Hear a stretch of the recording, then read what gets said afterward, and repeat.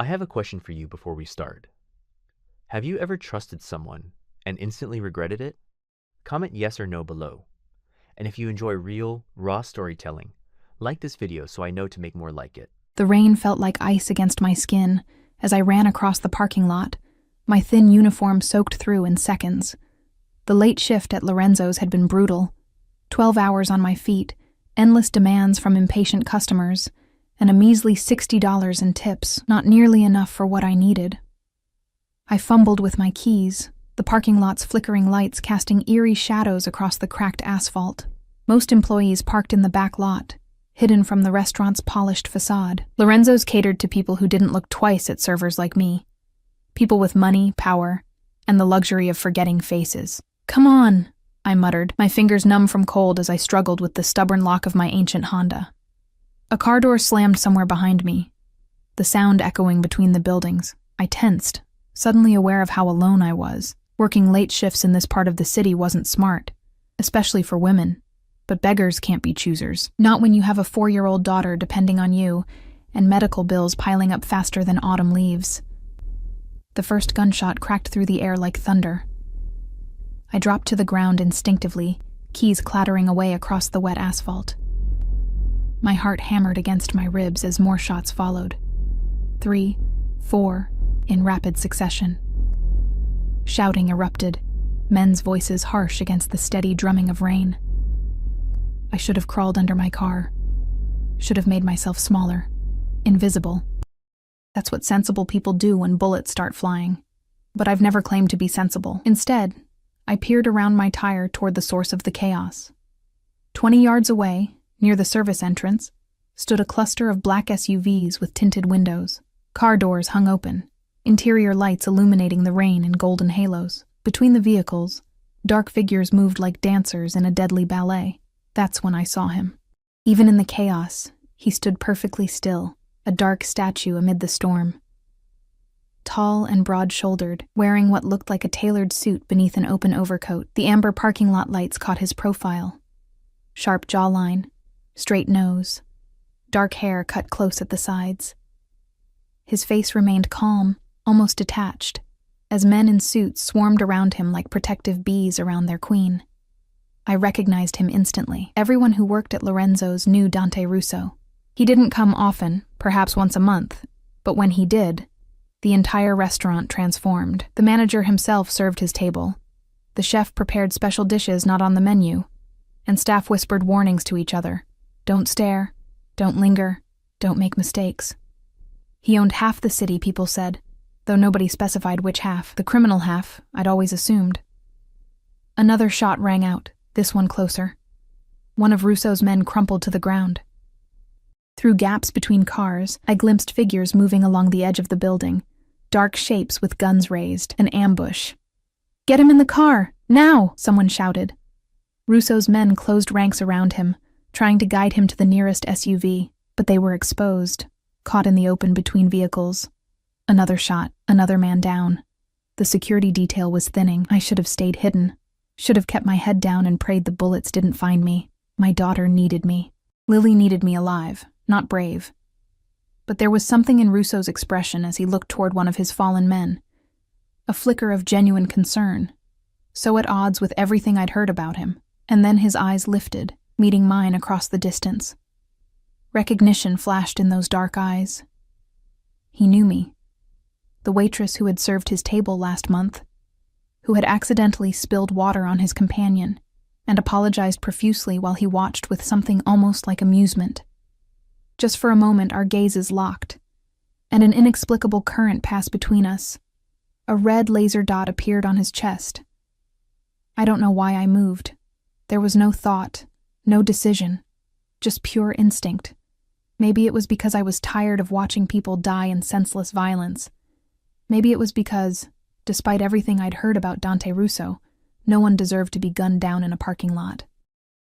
Or maybe I simply acted on the same reckless impulse that had guided so many of my life's worst decisions.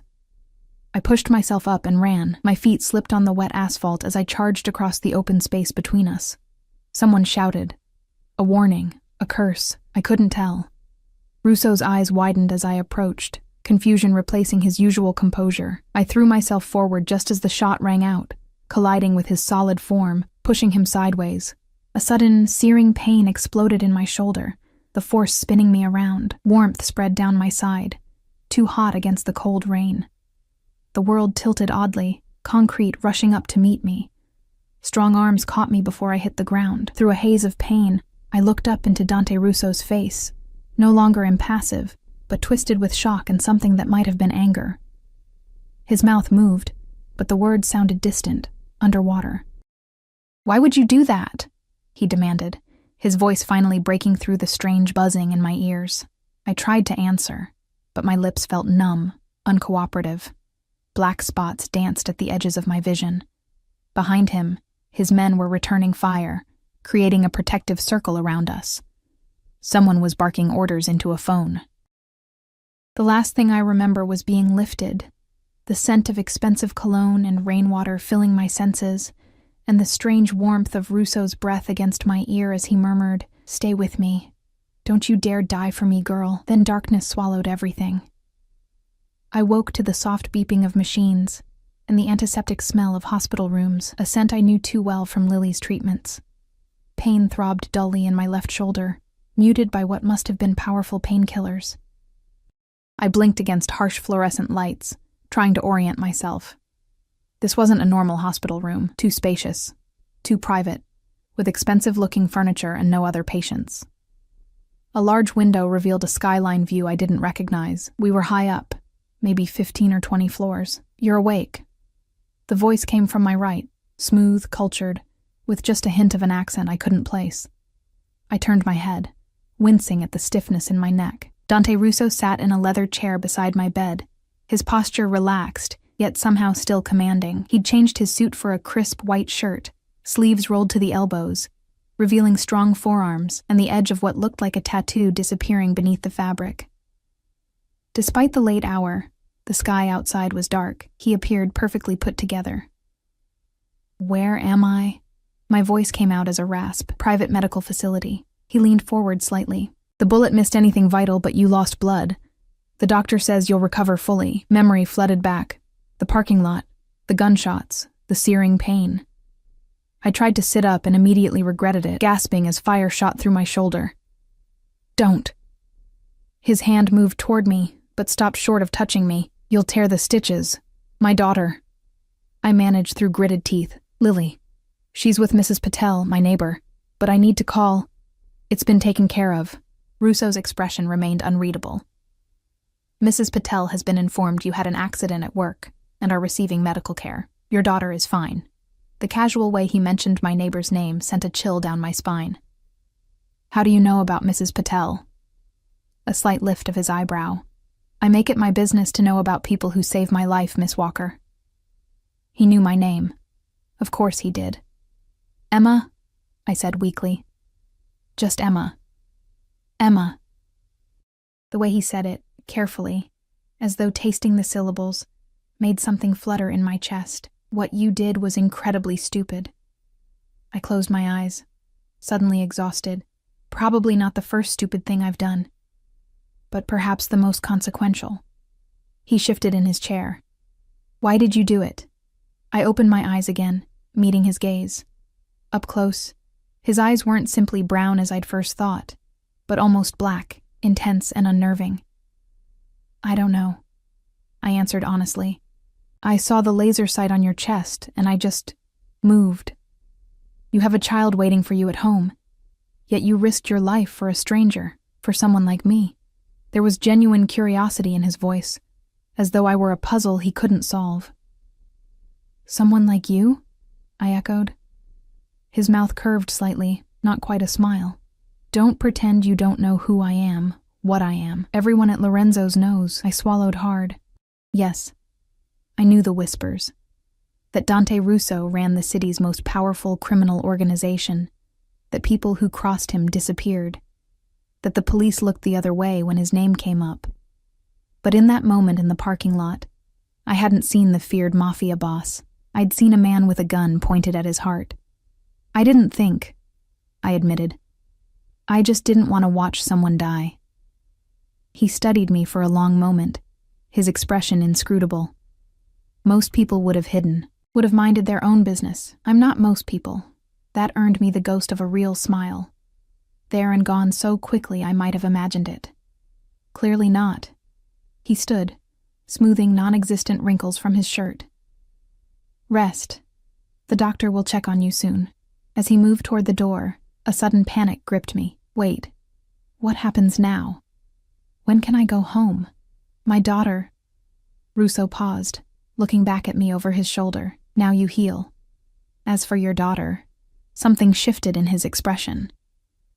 You took a bullet meant for me, Emma Walker. That creates a debt that cannot be easily repaid or forgotten. Your daughter will be cared for until you're well enough to return to her. Before I could respond, he was gone, leaving only the lingering scent of his cologne and the unsettling weight of his words.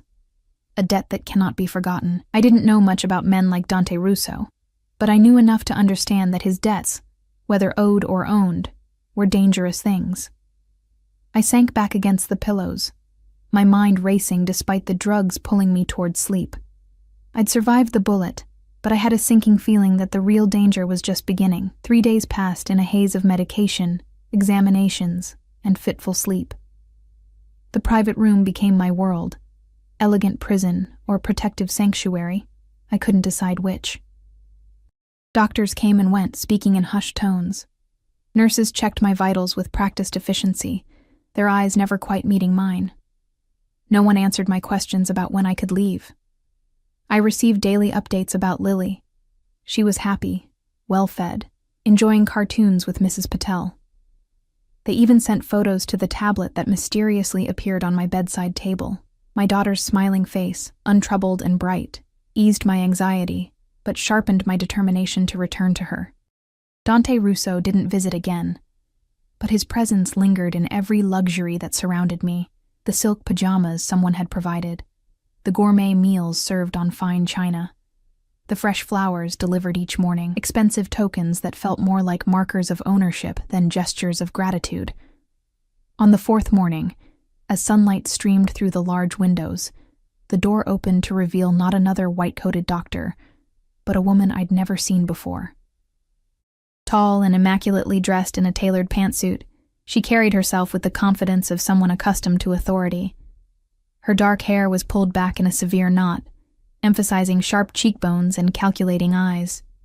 Ms. Walker. Her voice was cool, professional. I'm Diana Vega, Mr. Russo's personal assistant. I straightened against the pillows, suddenly conscious of my disheveled appearance. Have you brought news about when I can go home? She placed a leather portfolio on the foot of my bed. The doctor has cleared you for discharge, provided you follow a strict recovery regimen. Her gaze flicked briefly to my bandaged shoulder. Mr. Russo has arranged accommodations for you and your daughter. Accommodations? I frowned. I have an apartment.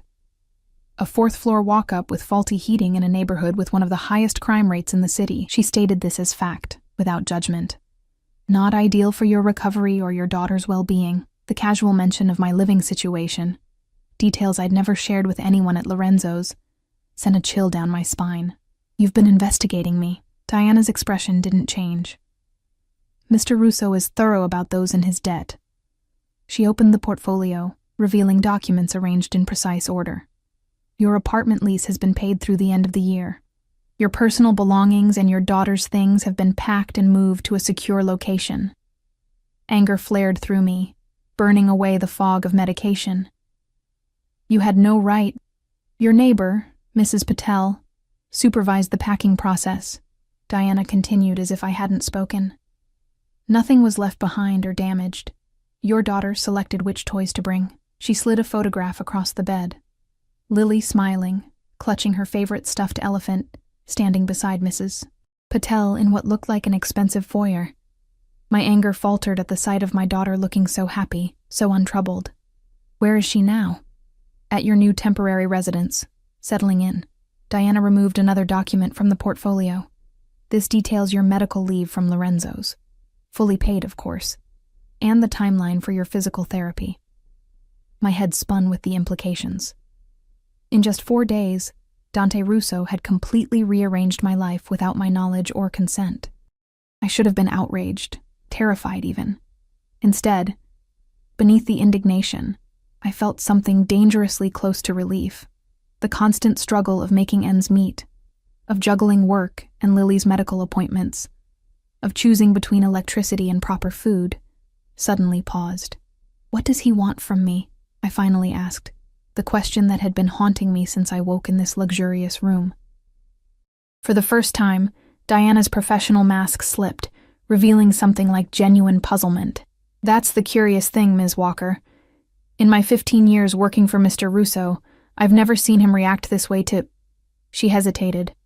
"To someone like you. Someone like me? Ordinary."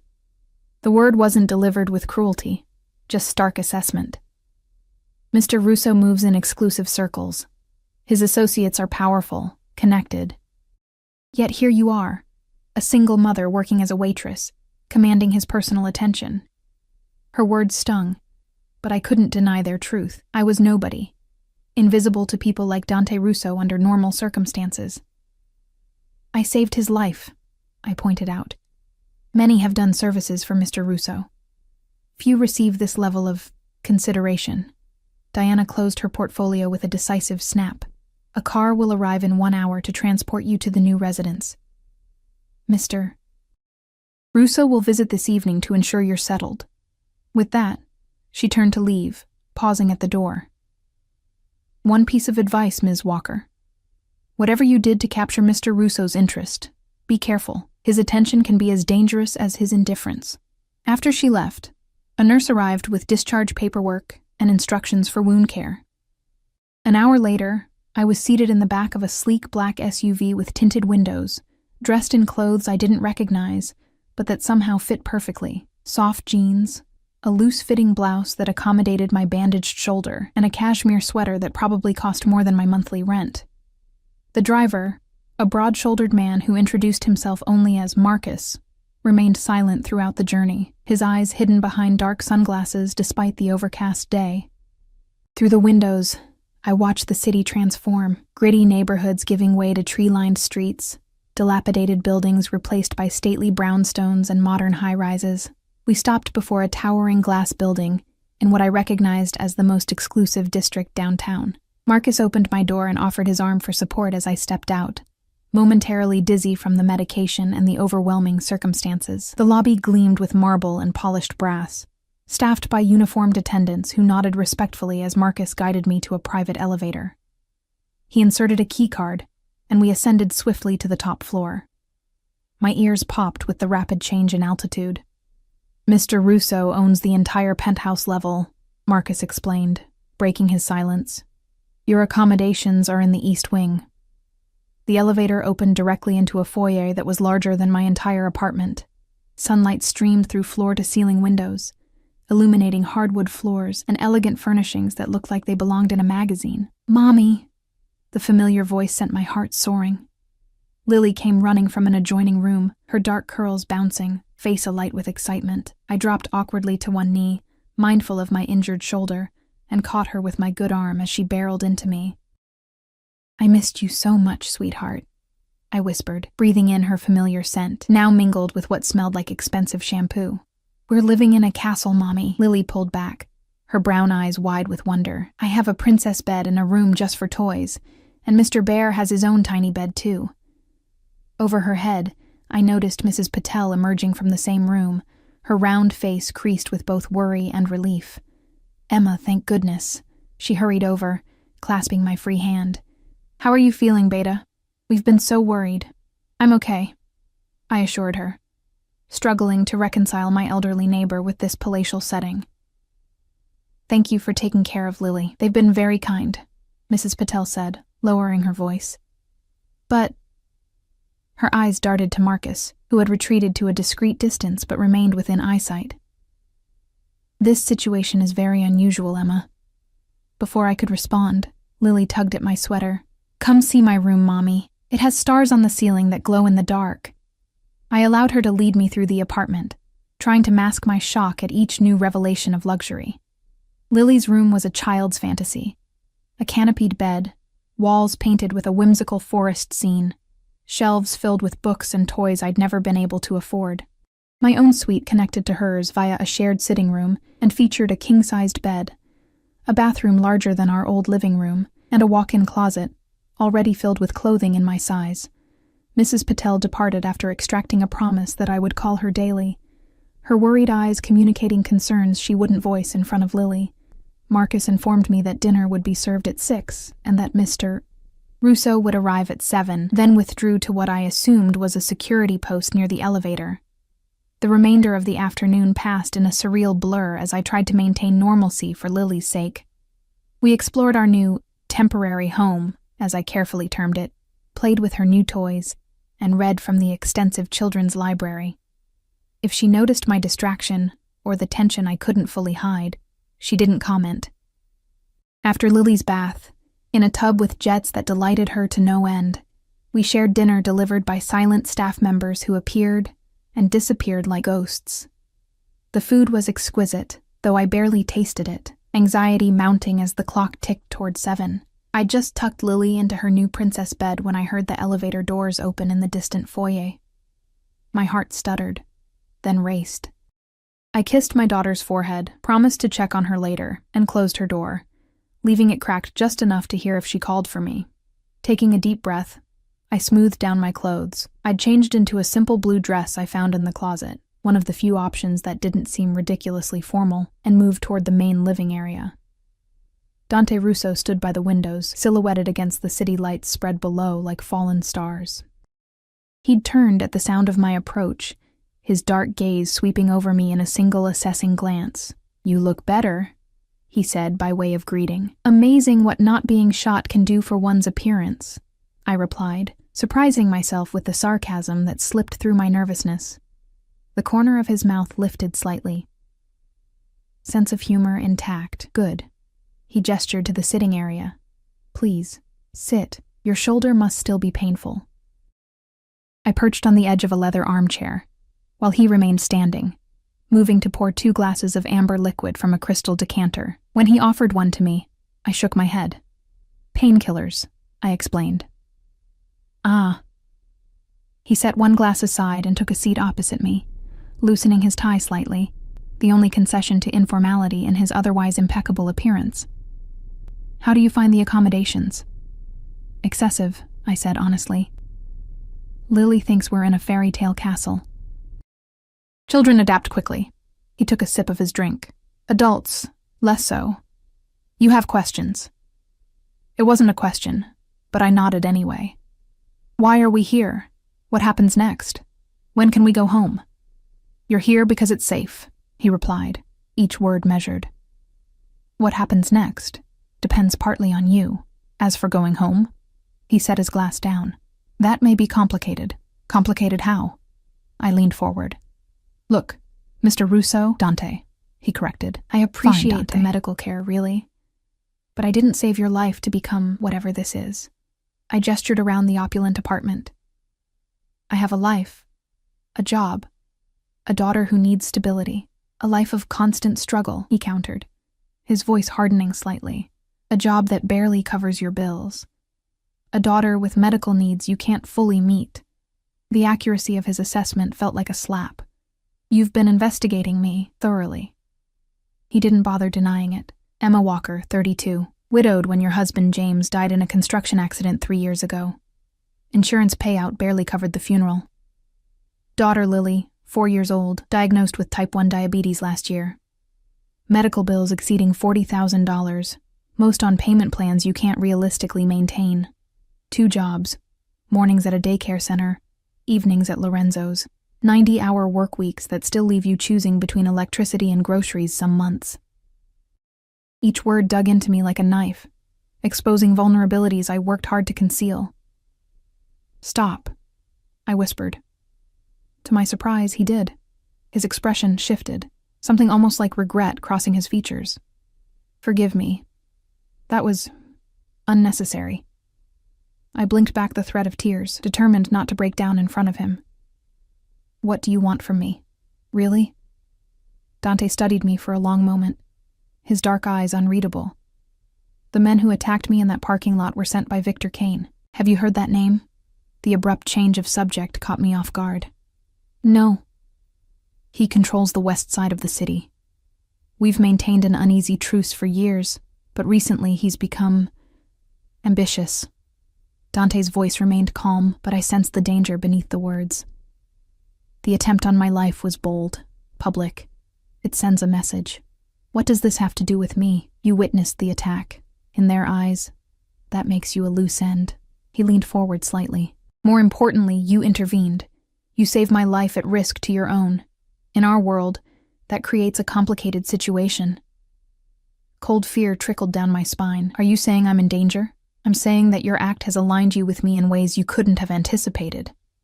Dante's gaze was intense, unwavering. Victor's people would target you to get to me, to prove they can reach anyone connected to me. We're not connected, I protested weakly. A ghost of a smile touched his lips. We became connected the moment you took that bullet, Emma, and now your safety, and your daughter's, depends on that connection being acknowledged and respected. I sat back, trying to process the implications. So this, I gestured at the apartment, is protection. Among other things. He rose smoothly, moving to stand by the windows again. I protect what's mine, Emma. Always. The possessive word sent an unexpected shiver through me, half fear, half something I didn't want to examine too closely. I'm not yours. He turned, the city lights casting half his face in shadow. Perhaps not, but you're under my protection now, whether you want it or not. The alternative is unacceptable. Morning light streamed through curtains I'd forgotten to close, rousing me from fitful sleep. For a disorienting moment, I didn't recognize my surroundings. The king-sized bed with silk sheets, the panoramic view of the city sprawled beneath a cloudless sky. Then, reality crashed back. The shooting, the hospital, Dante Russo's unexpected intervention in my life. I gingerly tested my shoulder, finding the pain duller today. More of an insistent throb than the sharp agony of previous days. Small victories. The digital clock on the bedside table read 7:15 a.m. Lily would be awake soon, if she wasn't already. My daughter was an early riser. Always had been. Eager to greet each day with the boundless enthusiasm only children possess. As if summoned by my thoughts, a soft knock came at the door connecting my room to hers. Mommy? Are you awake? Her small voice carried through the wood. Come in, sweetheart, I called, pushing myself to a sitting position. The door cracked open, and Lily peeked in, her dark curls wild from sleep, clutching Mr. Bear to her chest. Seeing me awake, she broke into a sunshine smile and scrambled onto the bed beside me, careful of my injured shoulder in a way that broke my heart. No 4-year-old should have to be so mindful of an adult's pain. Did you sleep well in your princess bed? I asked, smoothing her hair with my good hand. Mr. Bear had bad dreams, she confided seriously, but I told him the stars would protect us. That was very brave of you. I pressed a kiss to her forehead, breathing in the sweet scent of her. Are you hungry? Should we see about breakfast? Before she could answer, another knock came, this one at the main door to my suite.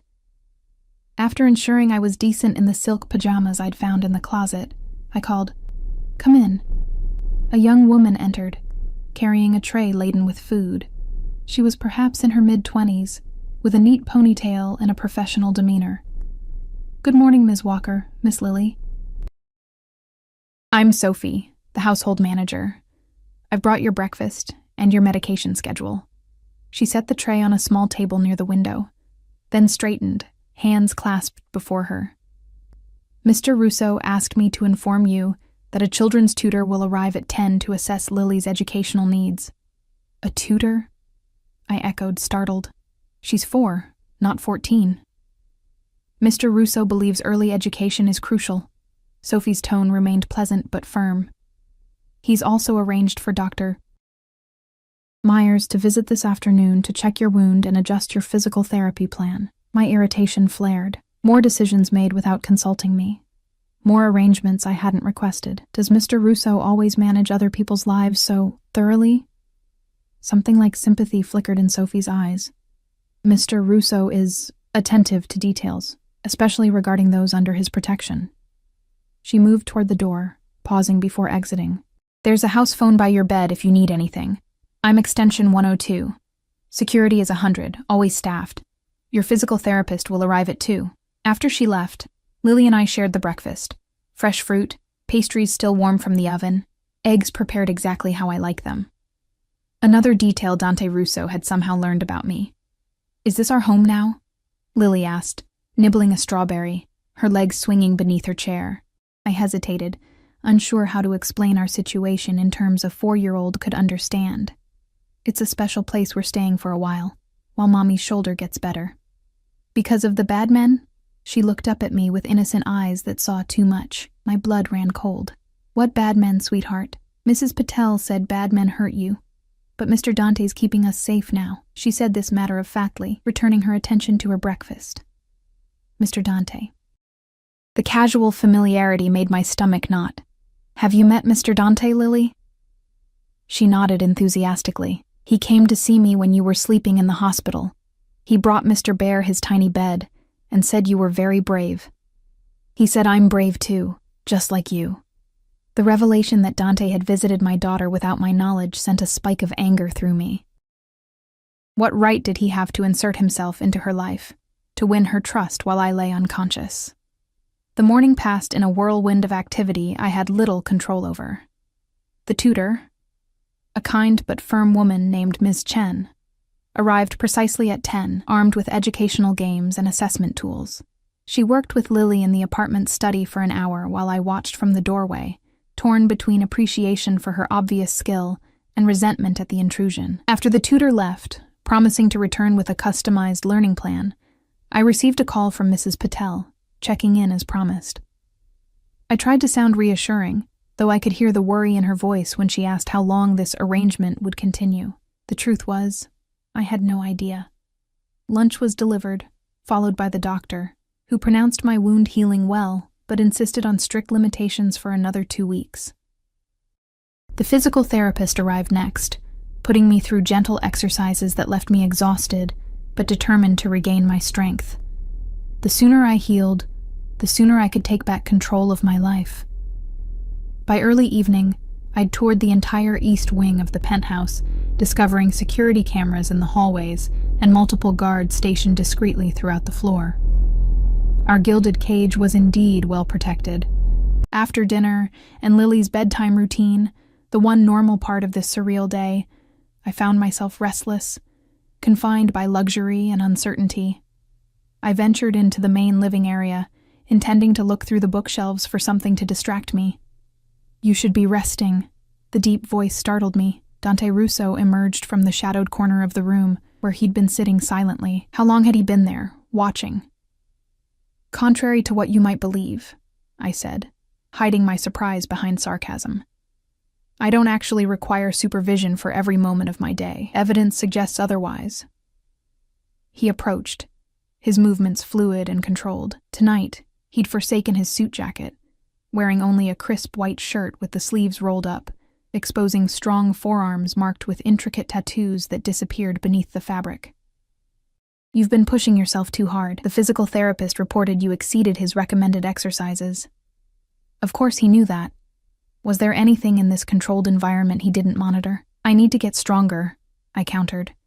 "For Lily." "For escape, you mean?" His assessment was blunt, perceptive. "You're planning how quickly you can take your daughter and leave." I didn't deny it. "Can you blame me? I didn't ask for any of this." "No," he acknowledged, moving to the bar cart to pour himself a drink. "You didn't ask to be shot either, yet here we are." "You still haven't told me how long this arrangement will last," I pressed. He took his time answering, swirling amber liquid in a crystal glass. "That depends on several factors. Victor Kane's movements, your recovery, security assessments. My wishes don't factor into the equation?" I moved closer, emboldened by frustration. "You can't just keep us here indefinitely." Dante turned, his dark eyes meeting mine. "I'm not keeping you prisoner, Emma. I'm keeping you alive." He set his glass down, untouched. "Do you know what would happen if you returned to your apartment tomorrow? How long you'd survive?" The bluntness of the question chilled me. They can't possibly care that much about a waitress who witnessed a failed hit. "They care about the waitress who saved my life," he corrected. The waitress I personally arranged medical care for. The waitress whose daughter I've now visibly protected. In their eyes, you've become valuable, either as a target or as leverage. I never asked to be valuable to you, I whispered. Something flickered in his expression, a brief crack in his composure. Yet you are. The simple admission hung between us, loaded with implications neither of us seemed ready to address. You met Lily, I said instead, without telling me. Yes. He didn't attempt to justify it. Why? To ensure she was being properly cared for. To see if she resembled you. His gaze remained steady. She has your eyes. Your determination. The observation, so personal and unexpected, knocked me off balance. Don't use my daughter to manipulate me. I'm stating facts, not manipulating. He moved toward the windows, his profile sharp against the city lights. You should know that Victor's people have been watching Lorenzo's. They've been asking questions about you. Fear tightened around my throat. What kinds of questions? Where you live? Your routines? Your daughter? He turned back to face me. 3 of his men entered your old apartment building yesterday. They left disappointed.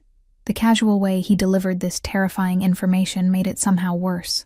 You're saying they came for us. I'm saying they came for leverage. Dante's voice hardened. And they'll keep looking unless they're convinced that harming you would be more dangerous than leaving you alone. How do you convince them of that? I asked, though I suspected I already knew the answer. By making it clear you're under my personal protection. He moved closer, stopping an arm's length away. By making them understand that you're not merely a witness or an employee, but someone whose safety I consider essential. Essential, I repeated, the word bitter on my tongue, like a possession, like someone I owe a life debt to. He corrected, something flashing in his eyes that might have been anger. Do you think I take such debts lightly? Do you think I've forgotten for one moment that you stepped in front of a bullet meant for me? I didn't do it to put you in my debt. Then why did you do it? He demanded, closing the remaining distance between us. Why did a single mother with a child who depends on her risk everything for a man she barely knew? A man whose reputation should have sent her running in the opposite direction. The question had haunted me since that night in the rain. Why had I acted so recklessly, so contrary to every survival instinct? I had no satisfying answer. I don't know, I admitted, my voice barely audible. It made no sense then. It makes no sense now. Dante studied me, his expression softening almost imperceptibly. Perhaps some actions defy logical explanation. His hand lifted, hesitating near my face before dropping back to his side. You should rest. Tomorrow, if you feel up to it, I'd like you to meet someone who might help clarify your situation. More of your people making decisions about my life? I couldn't keep the bitterness from my voice. Someone who chose a similar path, he said cryptically. Someone who might help you understand what comes next. Before I could press for details, a phone rang. Not the house phone, but a cell phone in his pocket. Dante checked the screen, his expression darkening. I have to take this. We'll continue our conversation tomorrow. He answered the call as he moved toward the elevator, his voice dropping to a low murmur I couldn't make out. Just before the doors closed, he looked back at me, his gaze intense and unreadable. I was left alone in the vast living room, surrounded by luxury that felt increasingly like confinement, wondering what new complication tomorrow would bring. Morning arrived with unexpected visitors. I was helping Lily with breakfast when Sophie appeared, her professional demeanor slightly strained. Ms. Walker, Mr. Russo sends his apologies, but your meeting has been moved forward. Mrs. Castillo will be arriving in 30 minutes. Mrs. Castillo? I repeated, wiping jam from Lily's chin. Is this the person he mentioned last night? Sophie nodded. Elena Castillo. She hesitated, choosing her words carefully. She holds a unique position in Mr. Russo's organization. Before I could press for details, Sophie turned to Lily with a bright smile. Miss Lily, Ms. Chen has prepared a special art project for you this morning. Would you like to see? My daughter's eyes lit up. Can I paint? Absolutely. There's an easel set up in the study. Sophie offered her hand, which Lily took eagerly. She glanced back at me. Mrs. Castillo usually prefers private conversations. I can supervise Lily if you'd like. The subtle orchestration of my day, of my life, grated on my nerves, but I nodded. Thank you. After cleaning up and changing into a simple blue dress I found in the closet, another item that fit perfectly, I paced the living room, anxiety mounting with each minute. Who was this Elena Castillo? What unique position did she hold in Dante's criminal empire, and why did he think she could clarify my situation? The elevator chimed precisely 30 minutes after Sophie's announcement. I straightened my shoulders, wincing slightly at the pull of healing tissue, and turned to face my mysterious visitor. Elena Castillo was not what I expected. In my mind, I'd conjured someone hard-edged and intimidating, draped in designer clothes and flashy jewelry. Instead, a woman in her mid-40s entered, dressed in an understated gray suit, her dark hair streaked with elegant silver at the temples. She carried herself with quiet confidence, her intelligent eyes assessing me without judgment. Emma Walker. Her voice held a slight accent, musical and warm. I'm Elena Castillo. Thank you for agreeing to meet with me. I'm not sure I had much choice, I replied honestly.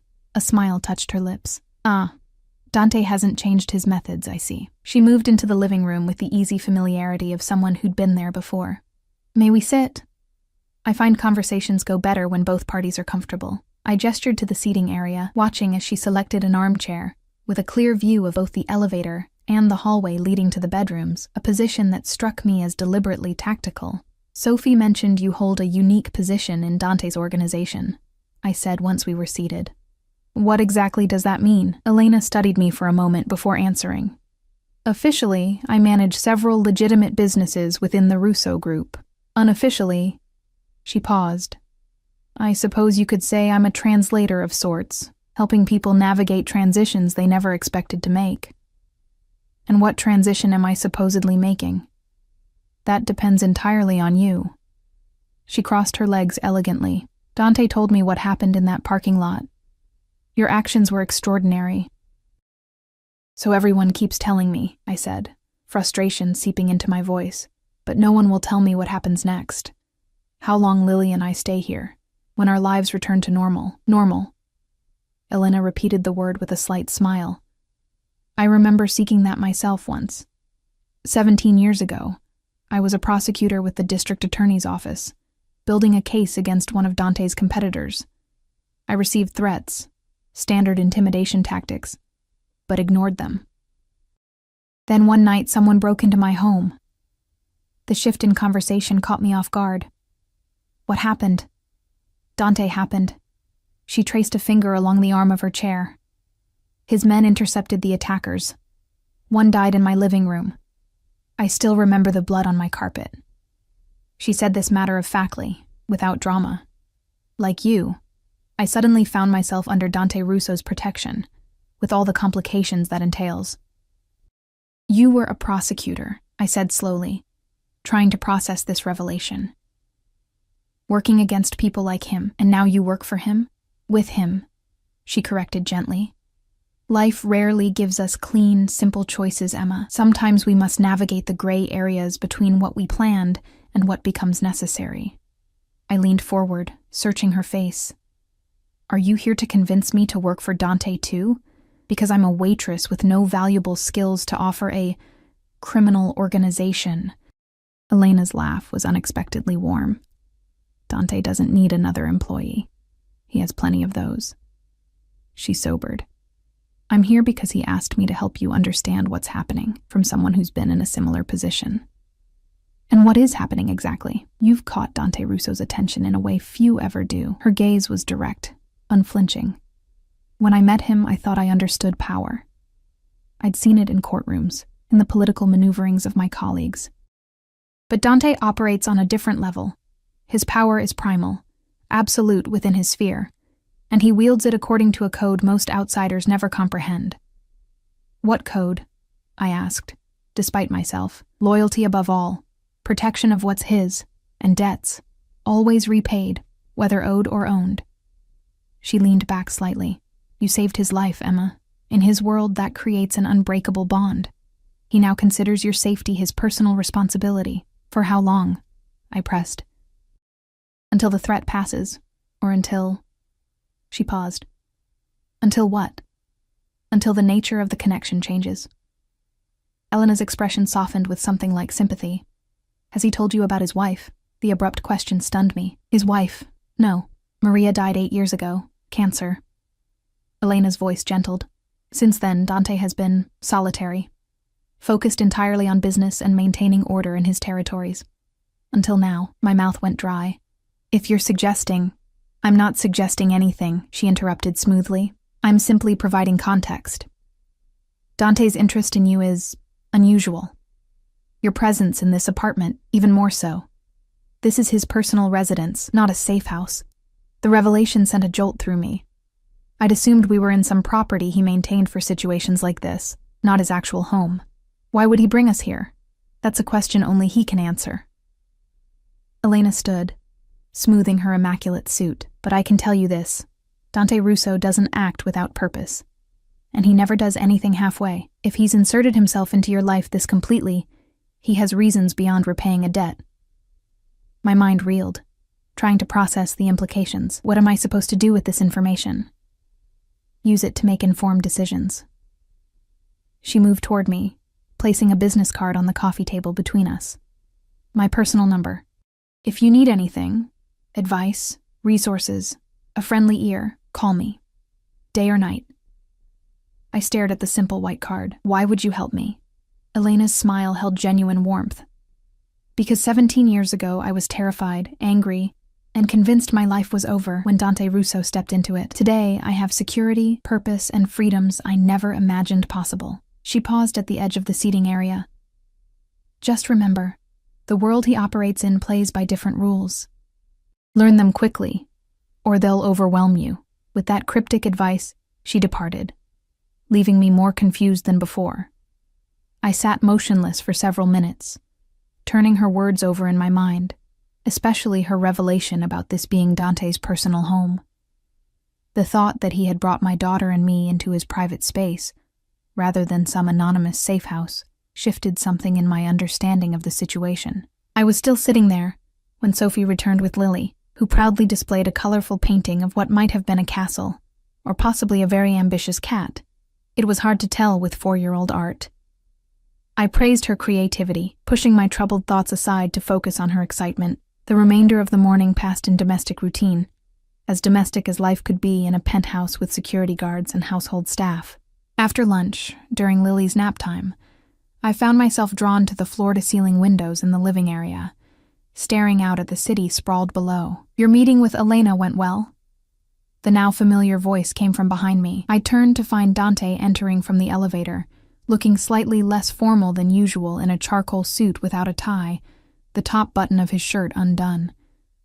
Despite this concession to casualness, he still radiated authority and controlled power. She's an interesting woman, I said neutrally. Former prosecutor turned whatever she is now. She's my consigliere, advisor. He moved to stand beside me at the window, leaving a careful distance between us. And yes, she's interesting. Like you, I turned to face him directly. This is your home, not a safe house. If my direct statement surprised him, he didn't show it. Yes. Why bring us here? Why not some anonymous location your enemies wouldn't immediately associate with you? Because this is the most secure property I control, he answered simply.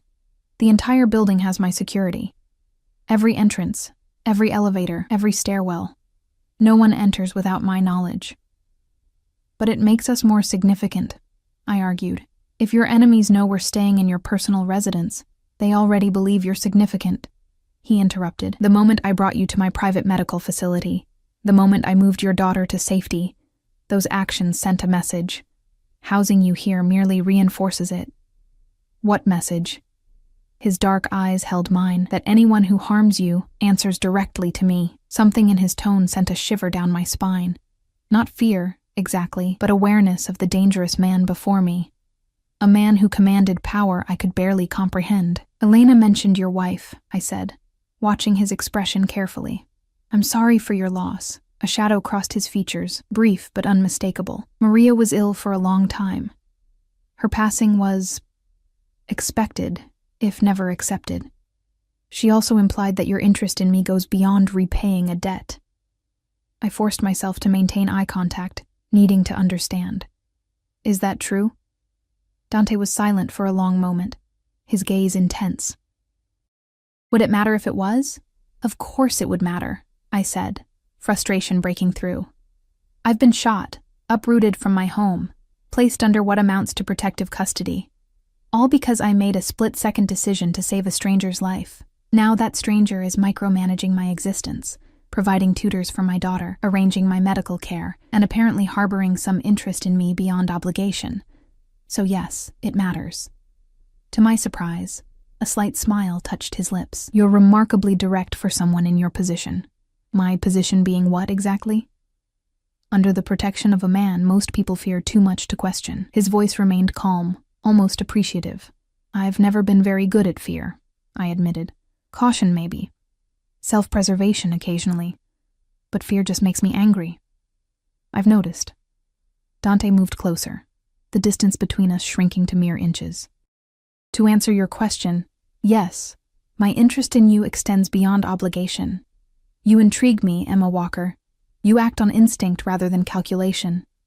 You challenge me rather than defer. You saved my life without thought of reward or consequence. My heart hammered against my ribs as he continued, his voice dropping lower. In my world, people are predictable. They act out of greed, fear, ambition, or self-preservation. You don't fit those patterns. He reached out slowly, giving me time to withdraw if I chose, and touched a strand of hair that had fallen across my cheek, tucking it gently behind my ear. And that makes you remarkable. The simple touch sent warmth cascading through me, a reaction I hadn't anticipated and wasn't prepared to examine. I stepped back slightly, creating space to think. What happens now? I asked, my voice steadier than I felt. Dante accepted my withdrawal without comment. Now, you continue to heal. Lily continues her lessons, and tonight, if you're willing, you join me for dinner. Just the two of us. No talk of debts or danger or obligations. Just dinner? I couldn't keep the skepticism from my voice. Just dinner, he confirmed. A chance to talk as people, not as savior and saved. I should have refused. Every rational part of me screamed that getting closer to Dante Russo could only complicate an already impossible situation. Yet something else, something reckless and curious, made me nod. Dinner, I agreed quietly. But I need to know that Lily will be safe while we're talking. Sophie will stay with her. The security team will be at full complement. His expression softened slightly. I would never leave your daughter unprotected, Emma. Surely you know that by now. And the strangest thing was, I did know it. Whatever else Dante Russo might be, criminal, killer, man of dangerous power, I believed absolutely in his commitment to keeping Lily safe. It was the one certainty in my newly uncertain world. Dinner with Dante Russo was nothing like I'd imagined. I'd expected a formal affair in a grand dining room, surrounded by staff and security. Another display of power and wealth. Instead, I found myself on the penthouse's private terrace as the sun set, casting the city in hues of gold and amber. A small table had been set with simple elegance, fine china, crystal glasses, and a centerpiece of fresh flowers that perfumed the evening air. Dante himself looked different, dressed in dark trousers and a gray cashmere sweater that softened his usual imposing presence. He'd been waiting when I emerged from my room, having spent far too long debating what to wear from the closet full of clothes I hadn't chosen. I'd settled on a simple navy dress, elegant but not overly formal. You look beautiful, he said simply as I approached. Thank you, I replied, oddly flustered. The dress was in the closet, I know. A hint of amusement touched his eyes. Diana selected the wardrobe based on your sizes and what she observed of your preferences. She has an eye for such things. The reminder of how thoroughly they'd investigated my life dampened the momentary warmth I'd felt. Is there anything about me you don't know? Dante pulled out my chair, waiting until I was seated before taking his own. Many things, I'm sure. The facts of your life are not the same as knowing you, Emma. A server appeared, seemingly from nowhere, to pour wine and present the first course, a delicate seafood appetizer. As soon as the food was served, Dante nodded once, and the server disappeared. leaving us alone on the terrace. "You promised no talk of debts or danger tonight," I reminded him, picking up my fork with deliberate casualness. "What shall we discuss instead? Whatever you wish." He took a sip of wine, watching me over the rim of his glass. "Though I admit, I'm curious about what led you to Lorenzo's. You have an education. 2 years at City College before you left to support your mother during her illness. You could have pursued other paths." I shouldn't have been surprised that he knew even this. My abbreviated college career, my mother's long battle with the same disease that would later claim my husband. Yet somehow, his interest in these details of my past felt different from the clinical investigation that had catalogued my present circumstances. "Lorenzo's has flexible hours," I explained, "and the tips are decent when business is good. After James died and Lily's medical bills started piling up, I needed something that would work around her schedule and the daycare job." "You've been carrying a heavy burden alone," he observed, his tone free of pity, just quiet acknowledgement. I shrugged my good shoulder. "Lots of people do. At least I had Mrs. Patel to help with Lily when shifts ran long." "Yet you never asked for assistance. No social services, no family to turn to." He studied me with genuine curiosity. "Pride? Practicality," I corrected. "Social services take time and paperwork. Time I didn't have between 2 jobs, and family." I trailed off, the familiar ache dulled by years of acceptance. "My mother died 6 years ago. My father left when I was 10 and started a new family somewhere in Arizona. We don't speak." Dante nodded, absorbing this information. "And James's family? His parents are elderly, living on fixed incomes in Florida. They send Lily birthday cards with $20 bills." I took a sip of wine, its rich flavor a stark contrast to the boxed variety I occasionally allowed myself at home. "Your turn. Tell me something the great Dante Russo doesn't put in his dossiers." A smile touched his lips, a real one this time, transforming his austere features into something unexpectedly approachable. "Fair enough. What would you like to know?" "How did you become—" I gestured vaguely, encompassing the penthouse, his obvious power, the unspoken criminal empire. "This?" The smile faded, replaced by something more contemplative. "My father was a fisherman who immigrated from Sicily with nothing but determination and the clothes on his back. He worked double shifts at the docks, saved every penny to bring his brothers over, to build something for his family." Dante's gaze grew distant. "When I was 12, local thugs decided the dock workers should pay protection money. My father refused. I could guess where this story was heading. They hurt him. They killed him."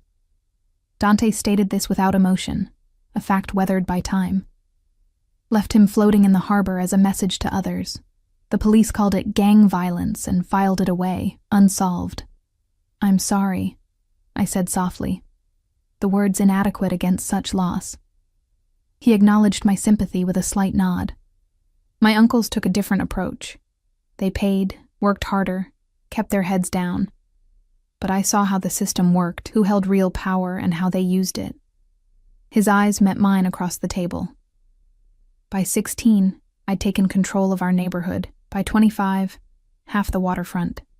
The rest accumulated over time." There was pride in his voice, but not boastfulness, just the matter-of-fact recounting of a path that, to him, had been necessary and logical. "You built an empire on revenge," I said, not a judgment but an observation. "On justice," he corrected gently. "My father believed in working within the system. His death taught me that some systems are fundamentally broken. I built my own instead." The server returned, clearing our plates and bringing the main course. Perfectly prepared fish with seasonal vegetables. We ate in contemplative silence for a few moments, the city lights beginning to twinkle below us as darkness claimed the sky. "Your system includes violence," I finally said, unable to ignore this fundamental truth. "People fear you for a reason." Dante set down his fork, giving me his full attention. "Yes. I won't insult your intelligence by pretending otherwise, but I operate by a code. I don't harm innocents. I don't deal in human trafficking or addictive drugs. I protect those under my care." His gaze intensified. "The men who attacked me that night, they work for someone who has no such boundaries.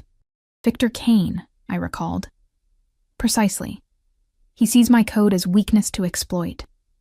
The attempt on my life was just the beginning. He's making moves throughout the city, disrupting the balance that's kept relative peace for years. Despite his promise of no business talk tonight, I could see the subject weighed on him. Is that why you were at Lorenzo's that night? Something related to Victor?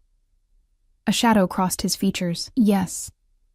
I received information that one of Victor's people had been seen meeting with a city councilman who dines there regularly. I wanted to observe them myself. His mouth tightened.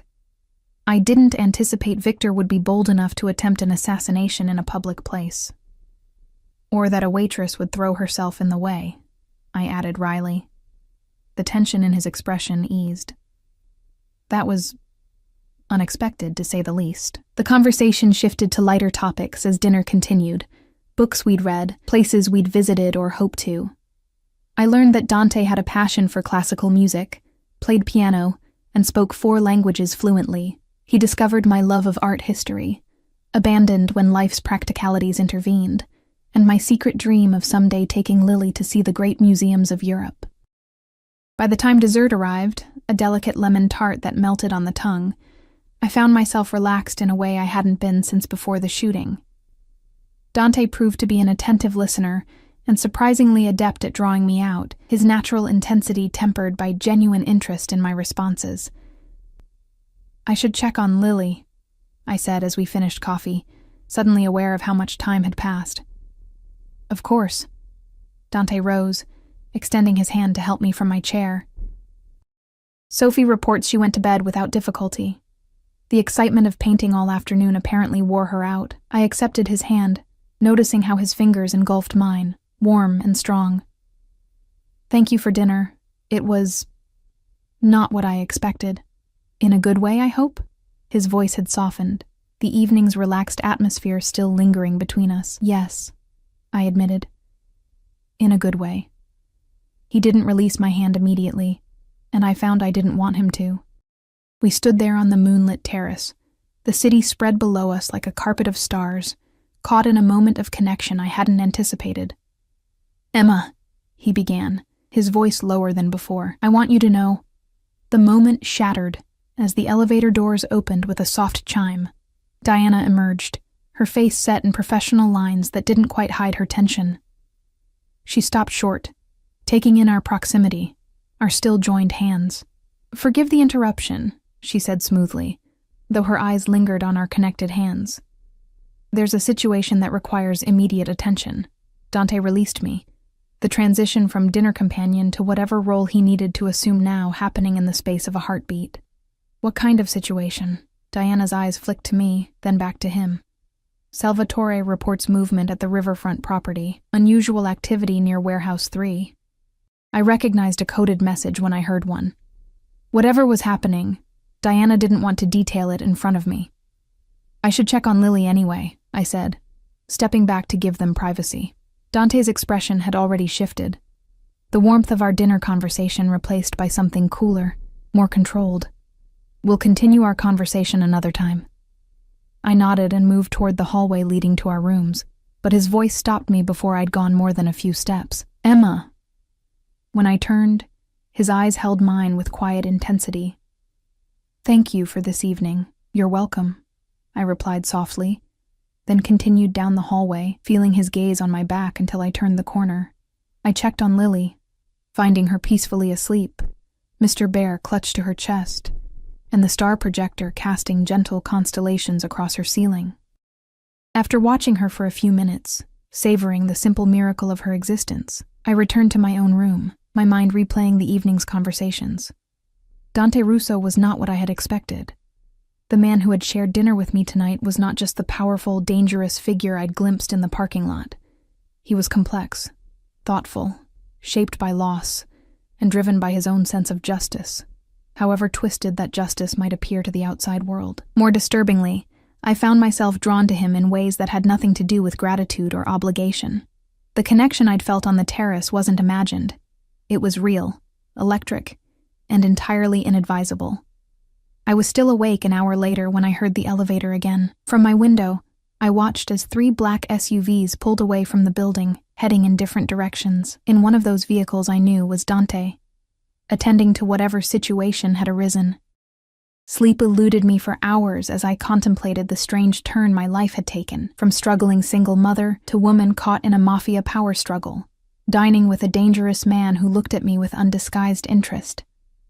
What future could possibly emerge from such a beginning? The answer came sooner than I expected.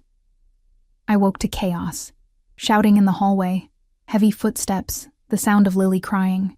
Disoriented, I stumbled from bed, wrenching open my door to find Sophie rushing toward me, my daughter in her arms. "What's happening?" I demanded, taking Lily from her. "Security breach," Sophie said tersely. "We need to move you both now." Marcus appeared behind her, weapon drawn but held low. "We have 3 minutes before the security system resets. Everything's in place." "What security breach? Where's Dante?" I clutched Lily closer as she buried her tear-streaked face against my neck. "Mr. Russo is handling it," Sophie replied, already gathering items from Lily's room. The stuffed elephant, her favorite blanket. "But you can't stay here. It's not safe." The elevator doors opened, revealing not the typical car, but what looked like a service elevator, larger, more industrial. 2 armed men I didn't recognize stood inside, faces grim. "Ms. Walker, please," Marcus urged, his hand gentle but insistent at my elbow. "We need to go now." Something in his tone cut through my confusion. This wasn't a drill or a precaution. This was real danger. I allowed him to guide us into the elevator, Sophie following with a small bag of our belongings. As the doors closed, I heard the unmistakable sound of gunfire from somewhere in the building.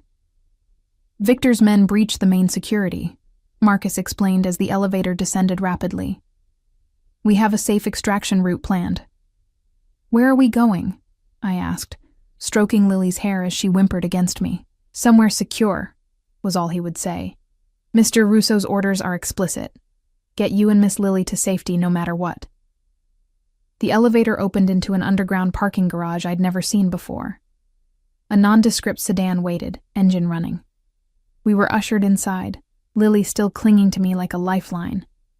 As we pulled away, tires squealing on concrete, I looked back at the towering building that had briefly been our home.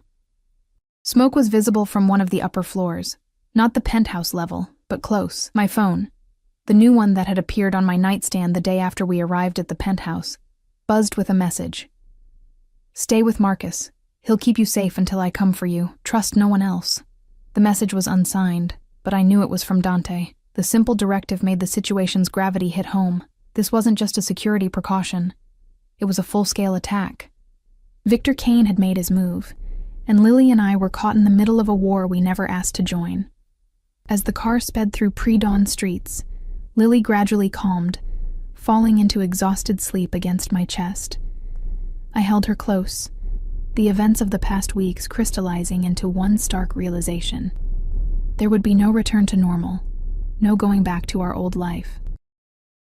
Whatever happened next, wherever this car was taking us, my daughter and I were irrevocably entangled with Dante Russo's dangerous world. And the strangest part, despite the fear, despite the uncertainty, despite everything rational telling me to run as far from Dante Russo as possible, I found myself hoping desperately that he was safe, that whatever battle was being fought back at that building, he would survive it. Because somewhere between taking a bullet for a stranger and sharing dinner on a moonlit terrace, I'd begun to care for this complicated, dangerous man in ways I couldn't explain and couldn't deny. The sedan turned onto a highway heading out of the city, the rising sun painting the sky in shades of pink and gold. Ahead lay an uncertain future shaped by violence and power. Behind us, smoke rose from the place we'd briefly called home. And somewhere in between, Dante Russo fought a war that had now become mine as well.